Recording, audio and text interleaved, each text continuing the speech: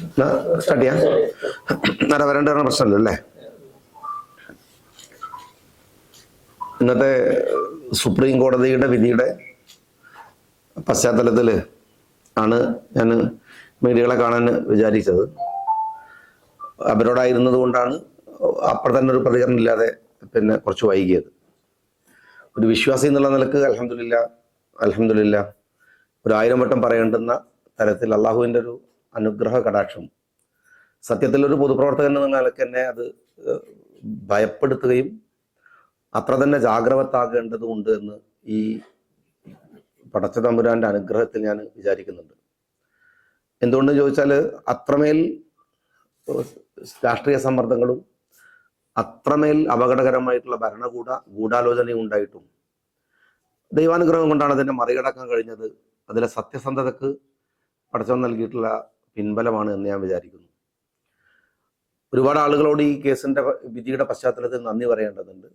വളരെ പ്രാർത്ഥനയോടുകൂടി കൂടെ നിന്നിട്ടുള്ള ആളുകൾ, ഒരുപടി ആളുകൾ. അതുപോലെ തന്നെ ബഹുമാനപ്പെട്ട ഹൈദരലി ശിഹാബ് തങ്ങൾ, ഈ കേസിന്റെ തുടക്കത്തിൽ അദ്ദേഹമായിരുന്നു മുസ്ലിം ലീഗിന്റെ പ്രസിഡന്റ്. സയ്യിദ് സാദിഖ് അലി ശിഹാബ് തങ്ങൾ, ഇവരുടെ ഒരു പിന്തുണ, ഒരു പിൻബലം ചെറുതല്ലാത്ത വിധം കൂടെ ഉണ്ടായിരുന്നു. കേസിൽ വലിയ ആരോപണങ്ങൾ ഉണ്ടായപ്പോഴും ഒട്ടും സംശയം മനസ്സിൽ പോലും വെക്കാതെ നെഞ്ചേറ്റി കൊണ്ട് നടന്ന പാർട്ടി പ്രവർത്തകന്മാരോടും ഈ സമയത്ത് നന്ദി പറയേണ്ടതുണ്ട്. ഈ കേസിന്റെ മുഴുവൻ ഘട്ടങ്ങളിലും പിന്നെ ശ്രദ്ധേയമായിരുന്ന 2-3-4 പേരുണ്ട്. ഒന്ന് അഡ്വക്കേറ്റ് ഹാരിസ് മീരാനാണ്. സുപ്രീം കോടതിയിലെ കേസിന്റെ മേൽനോട്ടം വഹിച്ചിരുന്നത് ഹാരിസ് മീരാനാണ്. ഹൈക്കോടതിയിലെ കേസ് തള്ളിപ്പോകുന്നതിന് അല്ലെങ്കിൽ ആ കേസ് വാദിച്ചിരുന്ന ബാബു എസ് നായരാണ് മറ്റൊരാൾ. പിന്നെ എൻ്റെ അനുജന്മാരെ പോലെ കൂടെ ഉണ്ടായിരുന്ന അഡ്വക്കേറ്റ് മർസൂഖ് തങ്ങളും അതുപോലെ തന്നെ അഡ്വക്കേറ്റ് മുനാസും ഈ കേസിന്റെ എല്ലാ ഘട്ടങ്ങളിലും ഒരേപോലെ പിന്നെ കൂടെ നിന്നിരുന്ന, സത്യസന്ധമായി കൂടെ നിന്നിരുന്ന, കൂടെ ഉണ്ടെന്ന് ബോധ്യപ്പെടുത്തുകയും നല്ല പണി തരികയും ചെയ്ത ആളുകളൊക്കെ ഉണ്ടായപ്പോഴും ഏറ്റവും അവസാനം വരെ കൂടെ നിന്നിരുന്ന ശ്രദ്ധേയരായിട്ടുള്ള ആളുകളെ പേരാണ് ഞാൻ പറഞ്ഞത്. ഈ കേസിന് ആസ്പദമായിട്ടുള്ള സംഭവം ഉണ്ടാവുന്നത് 2014 ഉമ്മൻചാണ്ടി സർക്കാരിന്റെ അവസാന ഘട്ടത്തിൽ പിന്നെ അഴീക്കോട് സ്കൂളിലെ പിന്നെ +2 ബാച്ച് അനുവദിച്ചതുമായി ബന്ധപ്പെട്ടാണ് ഈ കേസിന് ആസ്പദമായിട്ടുള്ള ഒരു സംഭവം ഉണ്ടാവുന്നത്. അന്ന് പിന്നെ ഇതൊക്കെ ഈ സ്കൂള് ഒക്കെ അനുവദിച്ചൊക്കെ കഴിഞ്ഞ് 2016 തെരഞ്ഞെടുപ്പിൽ നികേഷിനെ തോൽപ്പിക്കുന്നതോടുകൂടെ ഇടതുപക്ഷത്തിന്റെ ഏറ്റവും ശക്തമായ മത്സരം കേരളത്തിൽ തന്നെ നടന്നിട്ടുള്ള ഒരു മണ്ഡലം അഴീക്കോടായിരുന്നു. നിസ്സാരമായിട്ട് തന്നെ തോൽപ്പിച്ചു കളയാമെന്ന പ്രതീക്ഷയായിരുന്നു ഉണ്ടായിരുന്നത്. നികേഷിനെ ഇറക്കിയത് അതിനു വേണ്ടിയായിരുന്നു. ദയനീയമായ തോൽവി നികേഷ് ഏറ്റുവാങ്ങുകയും അദ്ദേഹം പരാജയപ്പെടുകയും ചെയ്ത ആ സമയം മുതൽ കള്ളക്കഥകളുടെ എന്നെ ഒതുക്കാനുള്ള ഭരണകൂട തന്ത്രങ്ങൾ ആരംഭിക്കുകയായിരുന്നു. കാരണം 2016 പിണറായി വിജയന്റെ ആദ്യ സർക്കാർ വരുന്നു. സർക്കാർ വരുന്നത് മുതൽ തന്നെ സ്വാഭാവികമായ ഒരു പ്രതിപക്ഷ പ്രവർത്തകൻ എന്നുള്ള നിലക്ക് ഞാൻ എൻ്റെ ഉത്തരവാദിത്വം നിയമസഭയിൽ നിർവഹിച്ചുകൊണ്ടിരുന്ന സമയത്ത് എനിക്കെതിരായിട്ടുള്ള വലിയ ഗൂഢാലോചനകൾ ഉണ്ടായി. അങ്ങനെയാണ് ഈ 2017 പിന്നെ നികേഷ് കുമാറിനെ എന്നെ തോൽപ്പിക്കാൻ വേണ്ടി നികേഷിന്റെ കൂടെ പണിയെടുത്ത ഒരു ലീഗുകാരനായിട്ടുള്ള ഒരു നൗഷാദ് എന്ന് പറയുന്ന ഒരാളെ ഞങ്ങൾ പാർട്ടിയിൽ നിന്ന് പുറത്താക്കുകയുണ്ടായി. അദ്ദേഹമാണ് എനിക്കെതിരെ 2017 ഒരു കേസ് കൊടുക്കുന്നത്. ഉടൻ സർക്കാർ കിട്ടിയ ചാൻസ് എന്ന് കരുതി നിയമോപദേശം തേടി സർക്കാരിൻ്റെ വക്കീലന്മാരോട് ചോദിച്ചപ്പോൾ അവർ പറഞ്ഞത് ഈ കേസ് നിലനിൽക്കില്ല, വെറുതെ ഈ കേസ് എടുക്കേണ്ട കാര്യമില്ല എന്ന് പറഞ്ഞിട്ട് അവരെ ആ കേസ് നിയമോപദേശം ത്തിൻ്റെ പശ്ചാത്തലത്തിൽ വിജിലൻസ് പിന്നെ കേസ് എടുക്കാതെ പിറകോട്ട് പോവുകയാണ്. 2020 അതിരൂക്ഷമായ സർക്കാർ വിരുദ്ധ സമരങ്ങളുടെ മുൻനിരയിൽ നിൽക്കാൻ കഴിഞ്ഞ ഒരാൾ എന്നുള്ള നിലക്ക് എനിക്കെതിരെ 2020 ഈ പഴയ കേസ് തട്ടിക്കൂട്ടി കുടുവൻ പപ്പൻ എന്ന് പറയുന്ന ബ്ലോക്ക് പഞ്ചായത്ത് പ്രസിഡന്റിനെ കൂടെ നിർത്തി എന്നിട്ട് ഒരു തട്ടിക്കൂട്ട് നിയമോപദേശം കൂടി വാങ്ങിയിട്ടാണ് 2020 ഈ കേസുമായിട്ട് സർക്കാർ പിന്നെ എന്നെ ഉപദ്രവിക്കാൻ വേണ്ടി തീരുമാനിക്കുന്നത്. ഞങ്ങൾ അന്നേ പറഞ്ഞ ഒരു കാര്യമുണ്ട്, നിയമോപദേശം പോലും ഈ കേസിന് അനുകൂലമല്ല, ഈ കേസ് തള്ളിപ്പോവുകയുള്ളൂ, ഇത് നിലനിൽക്കാൻ പോകുന്നില്ല, ഇതൊരു കള്ളക്കേസാണ് എന്ന് ഞങ്ങൾ പറഞ്ഞപ്പോൾ സർക്കാർ ചെയ്തൊരു പണിയുണ്ട്. നിങ്ങൾക്കിപ്പോൾ ഇന്നത്തെ ഒരു കേസിന്റെ വിധി വന്ന പശ്ചാത്തലത്തിൽ മീഡിയക്കും രാജ്യത്തെ ജനങ്ങൾക്ക് ബോധ്യമുള്ളൊരു കാര്യമുണ്ട്. സർക്കാർ എടുത്ത കേസിന്റെ കൂടെ EDയുടെ കേസും തള്ളിപ്പോയി. അതിനർത്ഥം എന്താണെന്ന് വെച്ചാൽ സർക്കാരാണ് EDയെ ഈ കേസിലേക്ക് ക്ഷണിച്ചു വരുത്തിയത്. EDയെ ക്ഷണിച്ചു വരുത്തുക എന്ന് പറഞ്ഞാൽ സഖാവ് പിണറായി വിജയന്റെ മുഖ്യമന്ത്രിയുടെ ഒരു കയ്യാളായിരുന്ന ഒരു പഴയ SFക്കാരനായിരുന്ന ഒരു ഓഫീസറാണ് EDയുടെ തലപ്പത്തന്ന് നിർഭാഗ്യവശാൽ ഉണ്ടായിരുന്നത്. അയാൾ ഉപയോഗിച്ച് പിന്നെ ED കൊണ്ടും കേസെടുപ്പിച്ച് കേസിന് കുറച്ചുകൂടെ ഒരു എന്താ പറയുക ഒരു ഗൗരവം ഉണ്ടാക്കാനുള്ള ശ്രമങ്ങൾ സർക്കാർ നടത്തുകയുണ്ടായി. ഇന്ന് ഈ 2 കേസാണ് തള്ളിപ്പോയത്. ഒരു കേസല്ല ഇന്ന് തള്ളിപ്പോയത്. ഒന്ന്, കേരള സർക്കാർ പിന്നെ കൊണ്ടുവന്ന കേരള സർക്കാരിന്റെ വിജിലൻസ് കേസ് തള്ളിപ്പോയി. രണ്ടാമത്, കേന്ദ്ര സർക്കാരിനെ കേരളത്തിലേക്ക് അന്വേഷണ ഏജൻസിയെ ക്ഷണിച്ചു വരുത്തി കൊണ്ടുവന്ന EDയുടെ കേസും, 2 കേസും ഇന്ന് തള്ളിപ്പോയി എന്നുള്ളതാണ് ഇന്നത്തെ ഈ കേസിന്റെ പിന്നെ ഏറ്റവും പ്രധാനപ്പെട്ട ഒരു കാര്യം എന്ന് പറയുന്നത്. ഇവിടെ ഈ അധികാരം ഉപയോഗിച്ചിട്ട് പൊതുപ്രവർത്തകന്മാരെ, ഞാൻ പലപ്പോഴും പറഞ്ഞിട്ടുണ്ട്, ഒരു സിനിമയിൽ ഓഗസ്റ്റ് 1 തോന്നുന്നു മമ്മൂട്ടി പറയുന്ന ഒരു ഡയലോഗ് ഉണ്ട്, സുകുമാരൻ പറയുന്ന ഒരു ഡയലോഗ് ഉണ്ട്, കൊല്ലാൻ തീരുമാനിച്ചിറങ്ങിയാൽ മരിച്ചു കൊടുക്കൽ മാത്രമാണ് നിവൃത്തി എന്ന് പറയുന്ന ഒരു ഡയലോഗ് ഉണ്ട്. അതുപോലെയാണ് അധികാരവർഗം, ഭരണകൂടം ഒരാളെ വേട്ടയാടാൻ ഇറങ്ങിയാൽ നമ്മളിങ്ങനെ നിസ്സഹായരായിട്ട് നിന്നു കൊടുക്കൽ മാത്രമേ നിവൃത്തി ഉണ്ടാവുള്ളൂ. അങ്ങനെ ഒരു നിന്നു കൊടുക്കലാണ് ഞാൻ ഇത്രയും കാലം ഈ കേസിന്റെ ഓരോ ഘട്ടത്തിലും ഓരോ വേട്ടയാടലുകളിലും പിന്നെ ഞാൻ അനുഭവിച്ചു കൊണ്ടിരുന്ന ഒരു കാര്യം. ഈ കഴിഞ്ഞ മാസം സുപ്രീം കോടതിയിൽ ഈ കേസ് വന്ന സമയത്ത് ജഡ്ജ് ഈ സർക്കാരിനോട് പറഞ്ഞൊരു കാര്യമുണ്ട്, നിങ്ങൾ KM ഷാജിക്കെതിരെ എന്ത് തെളിവാണുള്ളത്, ഏത് തെളിവാണുള്ളത് നിങ്ങളത് ഹാജരാക്കണം എന്ന് പറഞ്ഞു. അങ്ങനെ സർക്കാർ 54 മൊഴികൾ ഇന്ന് സുപ്രീം കോടതിയുടെ മുമ്പിൽ ഹാജരാക്കി. 54 മൊഴികൾ. പക്ഷെ രസമുള്ള കാര്യം എന്താ വെച്ചാൽ ആ 54 മൊഴികളിലും ഷാജിക്കെതിരെ ഒരു വിസ്പർ പോലും ഇല്ലാതെ, ഒരു ചെറിയ പരാമർശം പോലും ഇല്ലാതെ അതിശയത്തോടു കൂടി കോടതി പറഞ്ഞ കുറെ കാര്യമുണ്ട്. ഹൈക്കോടതിയുടെ നിലപാടുകൾ ശരിയാണ് എന്ന് സുപ്രീം കോടതി പറഞ്ഞു. അത് കഴിഞ്ഞിട്ട് പറഞ്ഞു, ഇങ്ങനെയാണെങ്കിൽ നിങ്ങൾക്ക് ആർക്കെതിരെയും കേസെടുത്ത് അവരെ കൊടുക്കാൻ കഴിയുമല്ലോ, ഇതെന്ത് കേസാണ് എന്നാണ് കേരളത്തിലെ സർക്കാരിന്റെ മുഖത്തടിച്ചതുപോലെ, EDയുടെ മുഖത്തടിച്ചതുപോലെ യഥാർത്ഥത്തിൽ ചോദിച്ചിരിക്കുന്നത്. ഇതെന്ത് കേസാണെന്നാണ്, ഇങ്ങനെ ഒരു കേസ് ഉണ്ടോ എന്നാണ് ചോദിച്ചിരിക്കുന്നത്. ഞാൻ പിന്നെ ആർക്കെതിരെയും കേസെടുക്കാം എന്ന്, ഞാൻ സത്യത്തിൽ ഈ കേസിന്റെ വിധി വരുമ്പോഴും ഈ കഴിഞ്ഞ 5-6 വർഷത്തെ വേട്ടയാടലുകൾക്കിടയിലും ഞാനൊരു പ്രതീകമാണ്. യഥാർത്ഥത്തിൽ പറഞ്ഞാൽ ഞാനൊരു ഒരു കൃത്യമായൊരു പ്രതീകമാണ്. കാരണം എനിക്ക് പിന്നെ സത്യത്തിൽ അത്യാവശ്യം ഒരു ആവതുള്ളത് കൊണ്ട്, അത്യാവശ്യം സാമ്പത്തികമായ ഒരു ഭദ്രതയും അതോടൊപ്പം തന്നെ അത്യാവശ്യം തന്നെ നിൽക്കാൻ കഴിയുന്ന ഒരാൾ എന്ന നിലയ്ക്ക് എനിക്ക് ഒരുപാട് പൈസ ചെലവായി. ഒരുപാടെന്ന് പറഞ്ഞാൽ പിന്നെ വല്ലാതെ പൈസ എൻ്റെ കയ്യിൽ നിന്ന് പിന്നെ ഈ കേസുമായി ബന്ധപ്പെട്ട ഓരോ ഘട്ടത്തിലും പണം ചെലവായി. പക്ഷെ പാർട്ടി പ്രവർത്തകന്മാർ ഒറ്റക്കെട്ടായിട്ട് പിറകിൽ നിന്നു. ഇതൊന്നുമില്ലാത്ത ഒരു സാധു മനുഷ്യനാണ് അല്ലെങ്കിൽ ഒരു സാധാരണക്കാരനാണ് സർക്കാർ വേട്ടയാടാൻ തീരുമാനിക്കുന്നതെങ്കിൽ എന്തായിരിക്കും പിന്നെ അതിൻ്റെ അവസാനത്തേക്ക് വരിക എന്ന് നിങ്ങളൊന്ന് ആലോചിച്ച് നോക്ക്. ഈ കേസിന് 2 റിസൾട്ട് ഉണ്ട്.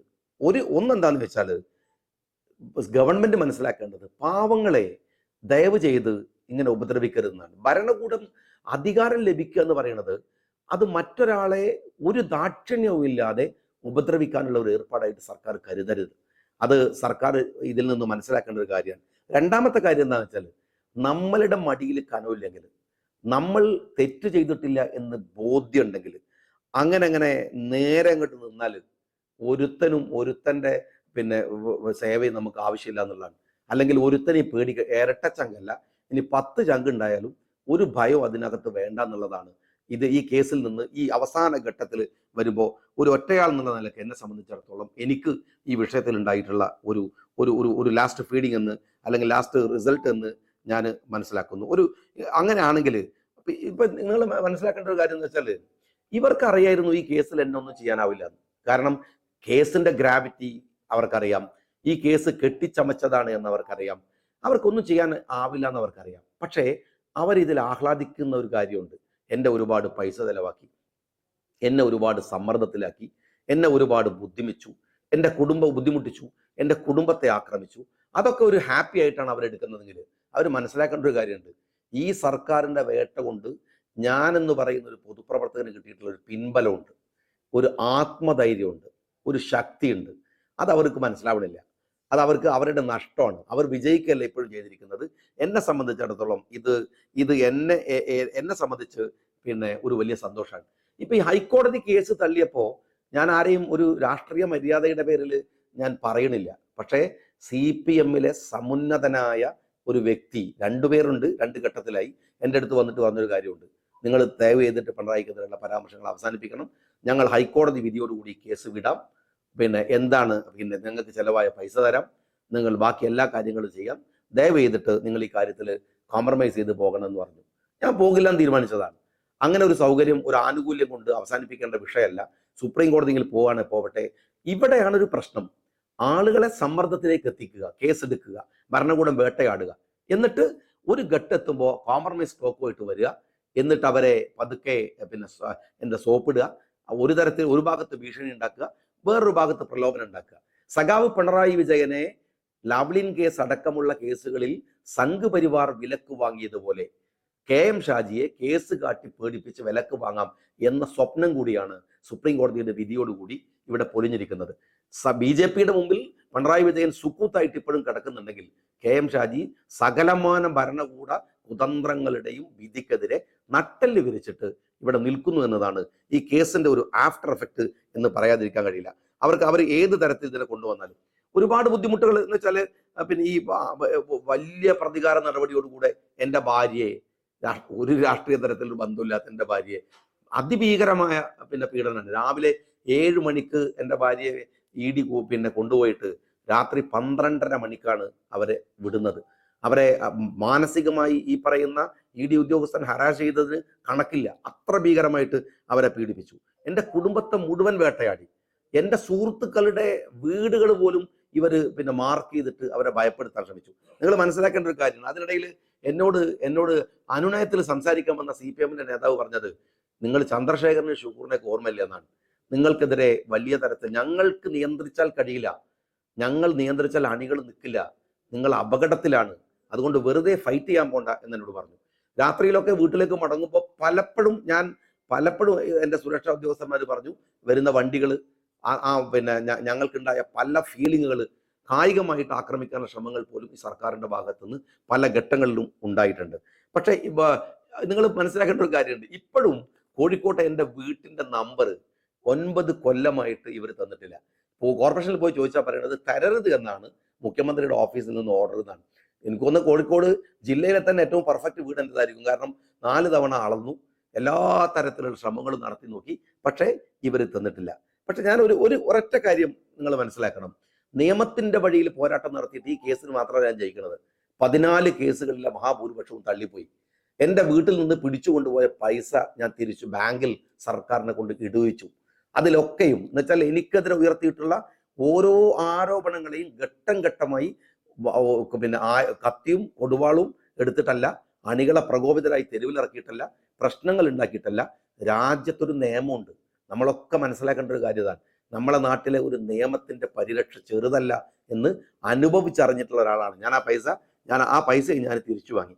നിങ്ങളിന്ന് സുപ്രീം കോടതിയിലെ കേസിന്റെ അതിനെക്കുറിച്ച് ആലോചിച്ച് നോക്കിയാൽ, ആ കേസിൽ EDക്ക് വേണ്ടി ഹാജരായത് അഡീഷണൽ സോളിസിറ്റർ ജനറലാണ്. അയാൾ ആരാന്ന് വെച്ചാൽ, എന്താണ് അദ്ദേഹത്തിന്റെ പേര്, SB രാജു എന്നാണ്, അഡ്വക്കേറ്റ് SB രാജു. ഇദ്ദേഹമാണ് കെജ്രിവാളിനെ എതിരെ കോടതിയിൽ ഹാജരാവുകയും കെജ്രിവാളിന്റെ കേസിൽ കെജ്രിവാളിന് ജയിൽ ശിക്ഷ വാങ്ങിക്കൊടുക്കുകയും ചെയ്തിട്ടുള്ള SB രാജു എന്ന് പറയുന്ന അഡീഷണൽ സോളിസിറ്റർ ജനറലാണ് എനിക്കെതിരെ ഹാജരായ ഒരു വക്കീൽ. രണ്ടാമത്തെ വക്കീൽ സ്റ്റേറ്റിനെതിരെ ഹാജരായത് ആരാ? നിങ്ങൾ നീരജ് കൗൾ എന്ന് പറയുന്ന വക്കീലാണ്. നീരജ് കൗളിന് 1, 2, 5, 6 ലക്ഷം രൂപ കൊടുത്താൽ പോരാ, ലക്ഷങ്ങൾ. ഈ നീരജ് കൗള് KM ഷാജിക്കെതിരെ സുപ്രീം കോടതിയിൽ വരുന്നത് 5 തവണയാണ്.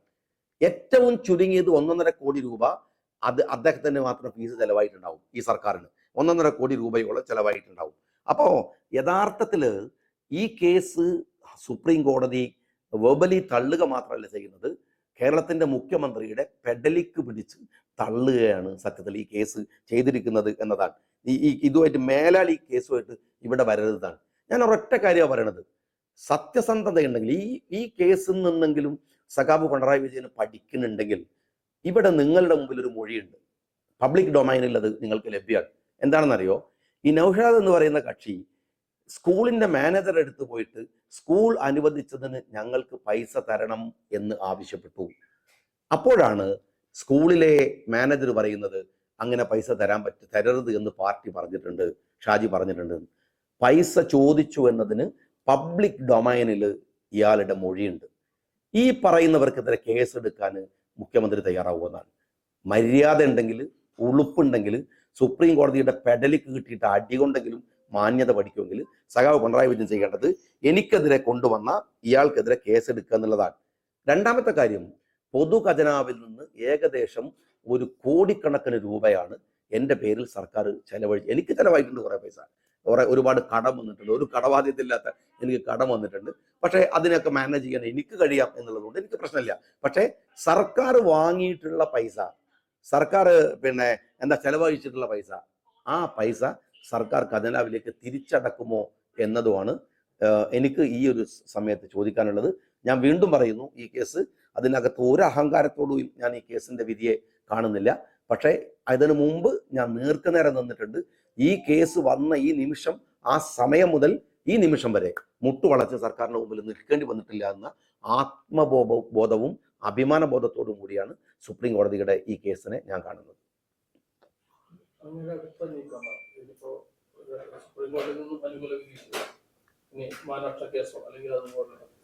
അത് രണ്ട് കാര്യം ഇതിനകത്തുണ്ട്. ഒന്ന്, ഈ കേസ് കെട്ടിച്ചവച്ച കേസിനകത്ത് ഉണ്ടാക്കിയിട്ടുള്ള ചില പ്രശ്നങ്ങളുണ്ട്. പ്രത്യേകിച്ച് ഞാൻ നേരത്തെ പറഞ്ഞ പോലെ നിങ്ങൾക്ക് പബ്ലിക് ഡൊമൈനിൽ അടക്കം കിട്ടാവുന്ന ഇവരുടെ സ്റ്റേറ്റ്മെന്റുകളുണ്ട്. ഈ പൈസ ചോദിച്ച് ആരാണ് സ്കൂൾ മാനേജറെ സമീപിച്ചത്? ഞാൻ ചോദിച്ചിട്ടില്ല, ഞാൻ ഡിമാൻഡ് ചെയ്തിട്ടില്ല, ഞാൻ പൈസ കൊടുക്കരുത് എന്നാണ് പറഞ്ഞതെന്നാണ് സുപ്രീം കോടതി ഇന്ന് അംഗീകാരം തന്നിരിക്കുന്നത്. അപ്പൊ ചോദിച്ചവരാരാണ്? അവരൊക്കെ ഗവൺമെന്റ് ഉദ്യോഗസ്ഥനാണ് ഈ മാനേജറുടെ അടുത്ത് പോയത്. അത് അവരുടെ തന്നെ മൊഴിയാണ്. ഞങ്ങൾ മാനേജറുടെ അടുത്ത് പൈസക്ക് പോയപ്പോൾ അദ്ദേഹം പൈസ തരരുത് എന്ന് ഷാജി പറഞ്ഞിട്ടുണ്ട് എന്നാണ്. എന്നിട്ട് ഷാജി പോയിട്ട് പിന്നെ പൈസ വാങ്ങി എന്നാണ് പറയുന്നത്. അപ്പൊ അവർ പോയി എന്നുള്ള ഉറപ്പുണ്ട്. അതെന്ത് ചെയ്യണമെന്ന് ഞാൻ പരിശോധിക്കും. രണ്ടാമത്, സർക്കാർ ചെലവഴിച്ച പൈസ ഏത് തരത്തിലാണ് അതിനെ രാഷ്ട്രീയമായിട്ടും അല്ലാതെ നിയമപരമായിട്ടും നേരിടേണ്ടത് എന്നും ഞാൻ പരിശോധിക്കും. സർക്കാരിനെതിരെയും അതുപോലെ മുഖ്യമന്ത്രിക്കെതിരെ തുടർച്ചയായ വിമർശനങ്ങളും ഉന്നയിച്ചുകൊണ്ടിരിക്കുന്നതാണ്. ഈ കേസുകൾ അവസാനിക്കുകയാണ്. ഇതോടുകൂടി സർക്കാർ നിങ്ങൾക്കെതിരെ നടപടികൾ അല്ലെങ്കിൽ ഏതെങ്കിലും തരത്തിലുള്ള ഒരു മൂവ്മെന്റ് അവസാനിപ്പിക്കുമെന്ന് കരുതുന്നുണ്ടോ? ഞാൻ ഒരിക്കലും വിചാരിക്കുന്നില്ല. എൻ്റെ മുമ്പിൽ ഷുക്കൂറുണ്ട്, ചന്ദ്രശേഖരനുണ്ട്, കേരളത്തിലെ ഒരുപാട് കേസുകളുണ്ട്. ഏറ്റവും അവസാനം കൊല്ലപ്പെട്ടു എന്ന് ഞാൻ ഇപ്പോഴും വിചാരിക്കുന്ന നിരവധി യോഗങ്ങളിൽ ഞാൻ ആവർത്തിച്ചിട്ടുള്ള നവീൻ ബാബു ഉണ്ട്. അതുകൊണ്ട് തന്നെ ഞാനിത് അവസാനിച്ചു എന്ന് വിചാരിക്കുന്നില്ല. കാരണം ഞാൻ കളിക്കുന്നത് മുഖ്യമന്ത്രി പിണറായി വിജയനോട് എന്ന് പറയുന്ന ഒരു അധികാര കസേലയിരിക്കുന്ന ഒരു മുഖ്യമന്ത്രിയോടല്ല, ഒരു തനി ഗുണ്ട പൊളിറ്റിക്സിന് കേരളത്തിൽ നയിക്കുന്ന ഒരു രാഷ്ട്രീയക്കാരനോടാണ്. അതിൻ്റെ ഭയമൊന്നും എനിക്കില്ല. പക്ഷേ ഞാൻ അതിൻ്റെ പിറകിലൊന്നും എൻ്റെ നിലപാടുകളോ എൻ്റെ പോരാട്ടങ്ങളോ അതിന് മുമ്പിൽ നിൽക്കാനൊന്നും പോകുന്നില്ല. മുഖ്യമന്ത്രി മാത്രമാണ് താങ്കളെ ചോദിക്കുന്നത്. മറ്റൊന്നും തോന്നുന്നത് പാർട്ടിയിൽ തന്നെ ഒരു പക്ഷെ പലരും ചോദിച്ചായിരിക്കാം, എന്തെങ്കിലും താങ്കളെ പറഞ്ഞ് കൂടെ നിന്നിട്ട് പെട്ടെന്ന് മാറിക്കളഞ്ഞു കിട്ടുന്നു. അപ്പൊ അത് എന്തായാലും CPM-നുള്ളൊരു താങ്കളെ സപ്പോർട്ട് ചെയ്യാൻ പറ്റില്ലല്ലോ, സ്വാഭാവികം. അങ്ങനെ വ്യാപകം ഒക്കെ ഉണ്ടായിരിക്കുന്നത്. അപ്പൊ അങ്ങനെ വല്ല നീക്കങ്ങൾ ഉണ്ടായിട്ടുണ്ടായിരുന്നു? സയ്യിദ് സാദിഖ് അലി ശിഹാബ് തങ്ങൾ കൂടെ ഉണ്ടായിരുന്നു എന്ന് ഞാൻ പറഞ്ഞ പിന്നെ അതിനപ്പുറത്തേക്ക് പാർട്ടി കൂടെ ഉണ്ടായിരുന്നു എന്ന് പറയേണ്ട വേറൊരു വാക്കാവശ്യമില്ലല്ലോ. അതിനകത്ത് അങ്ങനെ വേറെ പറയേണ്ട കാര്യമില്ല. പക്ഷേ മനസ്സിനകത്ത് ഈ ഘട്ടത്തിൽ അനുഭവിച്ചിട്ടുള്ള ഒരുപാട് പീഡനങ്ങളുണ്ട്. ഒരു സാധാരണ മനുഷ്യനെ സംബന്ധിച്ചിടത്തോളം താങ്ങാനാവാത്ത, സാമ്പത്തികമായിട്ട് മാത്രമല്ല മാനസികമായിട്ടും കുടുംബത്തെയും മക്കൾ പഠിക്കുന്ന സ്കൂളിൽ പോവുക, മക്കൾ പഠിക്കുന്ന കോളേജിൽ പോയിട്ട് അവരെ അപമാനിക്കാനുള്ള ശ്രമങ്ങൾ നടത്തുക, ഇതൊക്കെ ഇതിനിടയിൽ ഉണ്ടായിട്ടുണ്ട്. അപ്പം അതൊക്കെ താങ്ങാവുന്നതിനപ്പുറമാണ് ആരൊക്കെ ചെയ്തത്. ഞാൻ പറഞ്ഞല്ലോ, തുടക്കത്തിൽ ഞാൻ പറഞ്ഞ ഒരു വിശ്വാസിയാണ്. ഇതിനൊക്കെ അവർക്ക് കിട്ടേണ്ടത് കിട്ടുമെന്ന് തന്നെയാണ് ഞാൻ വിചാരിക്കുന്നത്. ഞാൻ കഴിഞ്ഞ കേസ് വന്നപ്പോൾ പറഞ്ഞു, പടച്ചോനെ പിണറായി വിജയന് നീ ആയുസ് നീട്ടി കൊടുക്കേണ്ടത് ഞാൻ പറഞ്ഞിരുന്നു. കാരണം ഇതൊക്കെ കാണാൻ അയാൾ ബാക്കി ഉണ്ടാവുന്നു എന്നത് എൻ്റെ സന്തോഷമാണ്. അത് അയാളുടെ മുമ്പിൽ ഇങ്ങനെ ഒരു ജീവിതത്തിൻ്റെ ഒരു സെക്കൻഡിൽ പോലും പതറാതെ, പേടിക്കാതെ, തലകുനിക്കാതെ അയാളുടെ മുമ്പിൽ ഇപ്പോഴും നിൽക്കാൻ പറ്റുന്നു എന്നുള്ളതിൽ അൽഹംദുലില്ലാ സുബ്ഹാനല്ലാഹ് അൽഹംദുലില്ലാ. ഇതിന്റെ കൂടെ തന്നെ കള്ളപ്പണം നിരോധന നിയമവുമായി ബന്ധപ്പെട്ട് ED കേസ് തള്ളിപ്പോയിട്ടുണ്ട്. അങ്ങനെ തള്ളിപ്പോകുന്നതിന് തന്നെയാണ് കാരണം, ഈ മൊഴികൾ മാത്രമാണ്? അതാണ് ഇതിന്റെ മെയിൻ പോയിന്റ് ആണത്. എന്ന് വെച്ചാൽ ഞാൻ ആദ്യമേ പറയുന്ന ഒരു കാര്യം, ഈ കേസിൽ ED ക്ഷണിച്ചു വരുത്തിയതാണ്. ED സെക്കൻഡറിയാണ്. ഈ FIR-ലാണ് ED വരുന്നത്. എന്ന് വെച്ചാൽ കേന്ദ്രത്തിലെ സഖാവ് പിണറായി വിജയന്റെ ചങ്ങായിയാണ് ആര്? BJP-യുടെ ഭരണത്തിന് കീഴിലാണ് ED. ED ഇവരെ ക്ഷണിച്ചു വരുത്തി. ഇവരെ കേസ് പോകുന്നതോടുകൂടെ ഓട്ടോമാറ്റിക്കലി ED പോയി. അങ്ങനെ പോകാൻ പാടില്ലല്ലോ, ED സെപ്പറേറ്റ് വന്നതാണെങ്കിൽ. ഈ കേസിലെ ഇപ്പം ബോധ്യമാവുന്ന ഒരു പ്രധാന കാര്യമാണ്. എനിക്ക് പ്രൂവ് ചെയ്യാൻ പറ്റിയൊരു കാര്യം അതാണ്. ED ക്ഷണിച്ചു വരുത്തിയത് സഖാവ് പിണറായി വിജയന്റെ സർക്കാരാണ്. ഈ സർക്കാർ പോയപ്പം ഓട്ടോമാറ്റിക്കലി ED പോയി. സ്വാഭാവികമായിട്ടും ഹൈക്കോടതിയിലേക്ക് മത്സരത്തിന് വേണ്ടിയിട്ട് വീണ്ടും പാർട്ടി തീരുമാനിക്കുകയാണെങ്കിൽ തയ്യാറാവുക ഈ മത്സരിക്കാൻ വേണ്ടിയിട്ട്? എന്നെ സംബന്ധിച്ചിടത്തോളം ഈ മത്സരം എന്ന് പറയുന്നത് പിന്നെ ഇതിന്റെ ഒരു വാശിയൊക്കെ ഉണ്ടായിരുന്നു, കേസിൽ ജയിക്കണം എനിക്കൊന്നുണ്ടായിരുന്നു. അല്ലാതെ തെരഞ്ഞെടുപ്പിലെ മത്സരം എന്ന് പറയുന്നത് എൻ്റെ ഒരു അൾട്ടിമേറ്റ് എയിം അല്ല. പാർട്ടിയാണ് ഒരു എയിം. പാർട്ടിയിലൊരു ഒരു സജീവ പ്രവർത്തകനായിട്ട് നിൽക്കുക എന്നുള്ളതാണ്. പിന്നെ എവിടെ മത്സരിക്കണം എന്നൊക്കെ തീരുമാനിക്കേണ്ടത് പാർട്ടിയാണ്, മത്സരിക്കുകയാണെങ്കിൽ തന്നെ. അത് പാർട്ടി തീരുമാനിച്ചാൽ നിൽക്കും. പക്ഷേ എൻ്റെ ഒരു പൊളിറ്റിക്കൽ എയിം എന്ന് പറയുന്നത് ഇപ്പോഴത്തെ സാഹചര്യത്തിൽ പ്രത്യേകിച്ച് മുസ്ലിം ലീഗ് പോലുള്ള പാർട്ടിക്ക് കരുത്തു പകർന്ന് സംഘടനാ രംഗത്ത് സജീവമാകുക എന്നുള്ളതാണ് എൻ്റെ ഒരു ഇഷ്ടം. അത് തുടരും. അത് അഴീക്കോടാണെങ്കിലും മത്സരിക്കും, എവിടെയും മത്സരിക്കും. അങ്ങനത്തെ ഒരു പ്രശ്നമേ ഉദിക്കണില്ല. എവിടെയും മത്സരിക്കും. ഓക്കെ, എന്താ നിങ്ങൾക്ക് ചോദിക്കേണ്ടത്? ഇലക്ഷൻ കഴിഞ്ഞ് പുതിയൊരു ഘട്ടത്തിലേക്ക് പ്രവേശിച്ചുകൊണ്ടിരിക്കുന്ന നമ്മുടെ കേരള സ്വാഭാവികമായിട്ടും ഈ വിജയങ്ങളെ വർഗീയ രാഷ്ട്രീയമായിട്ടാണ് വിശേഷിച്ചുകൊണ്ടിരിക്കുന്നത്. അതെങ്ങനെയാണ് കാണുന്നത്? പ്രത്യേകിച്ചും അടുത്ത കാലത്ത് ലീഗിനെതിരെ പോലും വർഗീയ ആരോപണം ഉന്നയിച്ചുകൊണ്ടാണ് മുഖ്യമന്ത്രി ഉന്നയിച്ചത്. അപ്പൊ ഒരു ന്യൂനപക്ഷങ്ങളെ ഇനി വിശ്വാസം ഇല്ല, ഇനി ഒരു മൃദു ഹിന്ദുത്വ സമയം സ്വീകരിക്കാനില്ല, ഇടതുപക്ഷത്തിന്റെ സമീപമായിട്ടാണ് കാണുന്നത്. ഈ കേസുമായിട്ട് ബന്ധപ്പെട്ട് ഈ പറയുന്നതിന് ഒരു വാല്യൂ ഉണ്ട്. എന്ന് വെച്ചാൽ വർഗീയത എന്ന് പറയുന്ന സാധനത്തില് അതിന്റെ ലീഡർഷിപ്പിൽ ആർക്കും താല്പര്യമില്ല. രാഷ്ട്രീയ ഉപയോഗത്തിന് വേണ്ടിയിട്ടാണ് വർഗീയത ഉപയോഗിക്കുന്നത്. ഞാനിത് നേരത്തെ പറഞ്ഞതിനാണ് മോദിയെ ന്യായീകരിച്ചു എന്നൊക്കെ പറഞ്ഞ കളയുണ്ടാക്കിയത്. ഇവിടെ ആർക്കും മതപരമായ താല്പര്യങ്ങളോ ഏതെങ്കിലും സമുദായത്തോടുള്ള താല്പര്യമല്ല. മുസ്ലിം ലീഗ് സാമുദായിക പാർട്ടിയാണ്, ഡിക്ലെയർഡ് ആണ്. ഞാൻ അല്ലാത്തവരെന്താ പറയുന്നത്? ഇത് എന്താ സംഭവം എന്ന് വെച്ചാൽ കടുത്ത തോന്നിവാസങ്ങൾ, അഴിമതി, സ്വജനപക്ഷപാതം ഇതൊക്കെ നടപ്പിലാക്കുമ്പോൾ ആരുടെയെങ്കിലും സപ്പോർട്ടുകൾ കിട്ടാൻ വേണ്ടിയിട്ട് മതത്തെയും ജാതീയതയും ഇന്ത്യയിൽ ഉപയോഗിക്കുകയാണ്. ആത്മാർത്ഥമായിട്ടല്ലേ? നിങ്ങൾ ഇന്ത്യയിലെ പിന്നെ പെട്രോളിന്റെ വില, ഇന്ത്യയുടെ രൂപയുടെ പിന്നെ ഇടിവ്, ഇന്ത്യയുടെ സാമ്പത്തിക തകർച്ച 80% വരുന്ന ഇന്ത്യയിലെ ഹിന്ദു സമൂഹം അനുഭവിച്ചിട്ടേ ഇവിടുത്തെ സിഖുകാരും ഇവിടുത്തെ ക്രിസ്ത്യാനിയും ഇവിടുത്തെ മുസ്ലിങ്ങളും അനുഭവിക്കൂ. അപ്പോൾ രാജ്യം നന്നാവലാണ് താല്പര്യം. ഹിന്ദു കമ്മ്യൂണിറ്റിയോടുള്ള താല്പര്യമാണെങ്കിൽ രാജ്യം നന്നാക്കാൻ നിൽക്കണ്ടേ? അപ്പൊ ഇതൊക്കെ ഈ കളിയൊക്കെ കളിക്കുന്നത് തോൽക്കുമ്പം പറയാനുള്ള ഒരു ന്യായമാണ് മതം. അതിനുവേണ്ടി ആളുകളെ വലിച്ചു കൂട്ടുകയാണ്. ഇത് പറയുമ്പോൾ ചോദിക്കും മുസ്ലിം ലീഗ് ഡിക്ലെയർഡ് ആണ്, ഞങ്ങൾ സാമുദായിക പാർട്ടിയാണ്, ഞങ്ങൾക്ക് ആ സമുദായം നിലനിൽക്ക് കമ്മ്യൂണിസ്റ്റ് പാർട്ടിക്ക് അകത്ത് നിൽക്കുന്ന പോലും ഒരു സമുദായ അംഗത്തിന്റെ താല്പര്യത്തിന് വേണ്ടി ഞങ്ങൾ നിൽക്കുന്നത്. അത് ഡിക്ലെയർഡ് ആണ്, ഞങ്ങൾക്ക് മറയില്ല. വർഗീയത പറയുന്നത് മുഴുവൻ തോൽക്കുമ്പോഴാണ് രാഷ്ട്രീയക്കാർ. വർഗീയത പറയുന്നത് മുഴുവൻ ജയിക്കാൻ വേണ്ടിയിട്ടാണ് രാഷ്ട്രീയക്കാർ. ഇത് പൊതുസമൂഹം എപ്പോഴാണ് തിരിച്ചറിയുന്നത്? പ്രത്യേകിച്ച് കേരളത്തിൽ തിരിച്ചറിയുന്നത് എപ്പോഴാണോ അന്നേ നാട് നന്നാവുള്ളൂ. പാലക്കാട്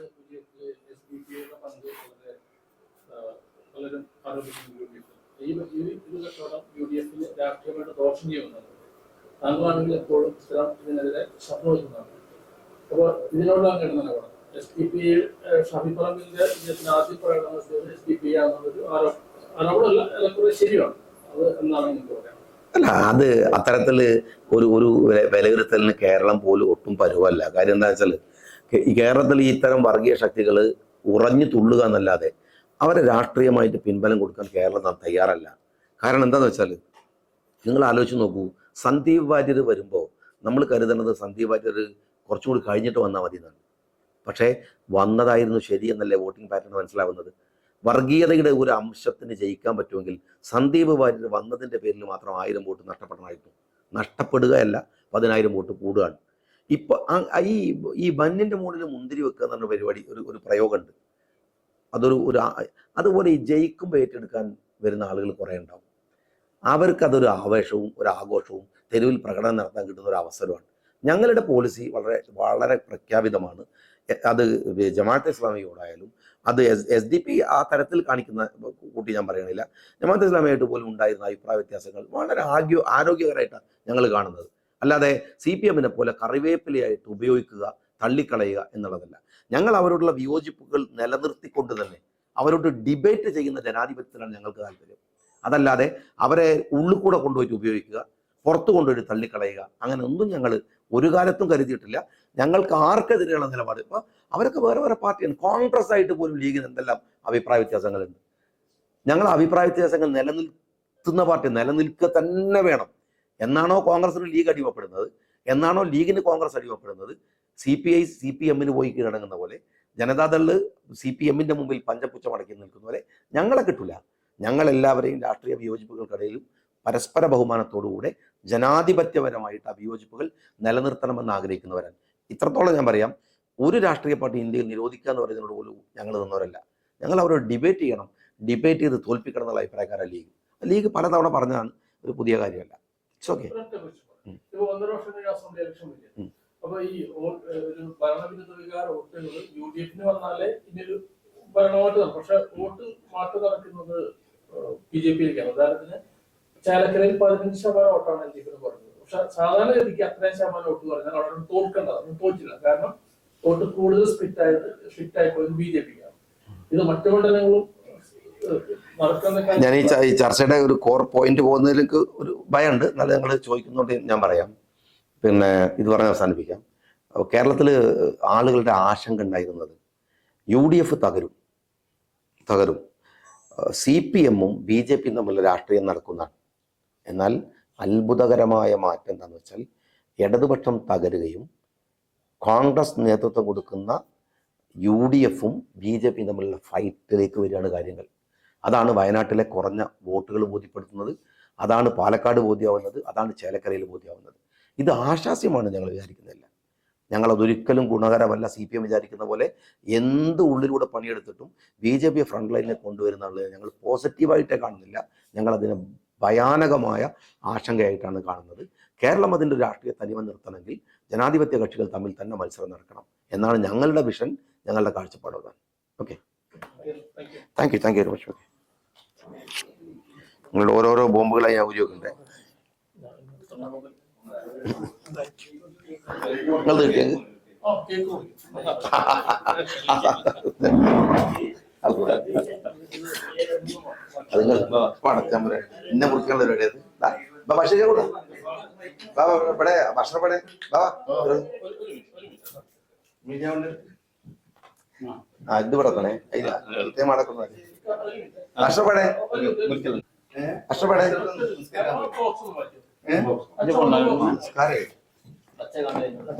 ജമ്മു അത്ര അറിയില്ല. ചോപ്പ് വേണ്ട അഷറഫേ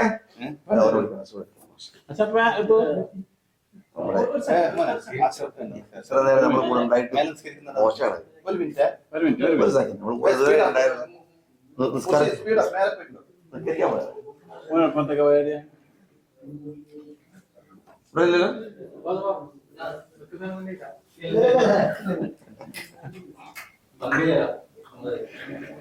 ഇത് മാധ്യമപ്രവർത്തകർ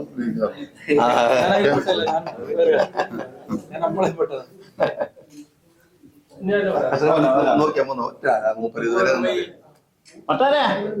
വെള്ളം കൊടുത്തില്ല.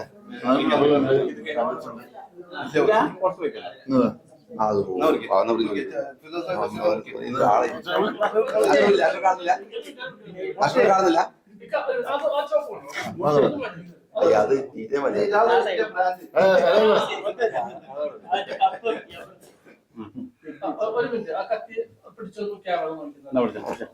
ഞാനോട്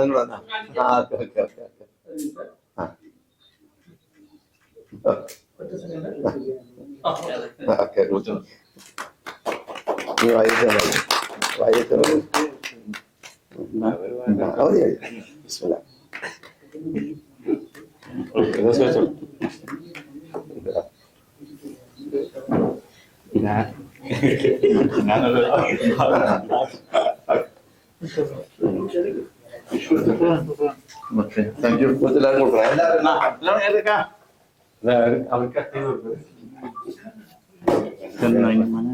ഭയങ്കര